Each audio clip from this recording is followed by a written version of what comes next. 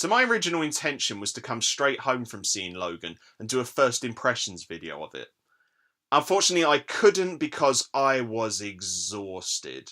There's a very simple reason for this, and that reason is this young lady, Laura, played by Anglo-Spanish actress Daphne Keane. In terms of quality, the X-Men film franchise has vacillated wildly in the last few years. I liked Apocalypse, even though it's not what you would call a good film. And I didn't like Days of Future Past because I felt it mangled its source material too much. This was my primary concern about Logan. Laura Kinney, aka X-23, aka she was once referred to as Talon, is my favourite member of the X-Men. She's my favourite character in superhero dramas. She's arguably one of my favourite characters in modern fiction. There are certain inalienable truths upon which the Marvel Universe functions. Jean Grey comes back with boring regularity, Captain America once punched Hitler, and the cosmos hates Laura Kinney. She has one of the most violent and harrowing backstories of any character I've ever read. And her character arc is fascinating. And I was worried that Hollywood was going to completely destroy that in this film. But they didn't. They treated the character with the respect she deserves. And I was so relieved. Keane's performance herself is fantastic. She's mute throughout most of the film, meaning she has to come across with a lot of subtle expressions and actions. And also, her fight scenes are incredible. I thought I was having a panic attack during her debut action sequence, just because my mind couldn't grasp how awesome it was. No.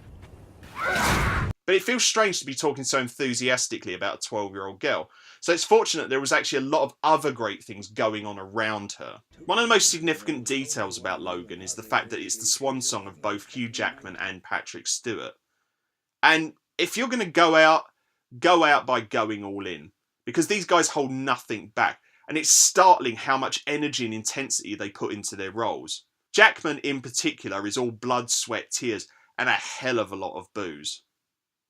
Considering how enthusiastically I was talking about this film on Twitter and Facebook, my editor asked me if I considered it to be the best X-Men film. The short answer is no, because it's not an X-Men film.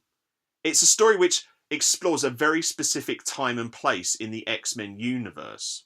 More than anything, this is a violent road movie with Western themes threaded through it, that also happens to involve mutants and cyborgs. And when I say violent, I mean violent. There are moments in this film which are stone cold and brutal.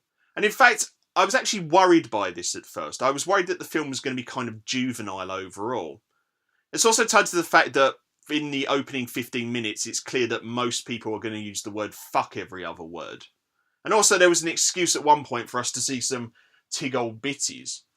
But once things settled down, director James Mangold proved that he understands the difference between mature content and maturity. Someone may get claws going up through their chin and coming out of their eye sockets, but he's not Lucio Fulci. He's not going to linger on that for the sake of titillation.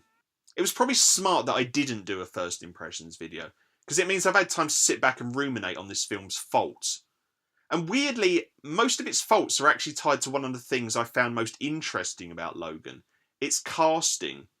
I like Stephen Merchant, but unfortunately he was far too anonymous as Caliban, and once he was removed from the plot, there was no real reason to miss him. I liked Boyd Holbrook's slimy charisma as the mercenary leader Pierce, but again, he just wasn't fleshed out enough. And I was amazed that Richard E. Grant was in this thing. I've always liked the guy as a celebrity, but unfortunately he's always been found wanting as an actor, and you really need more force of personality and gravitas to be a villain in this kind of story.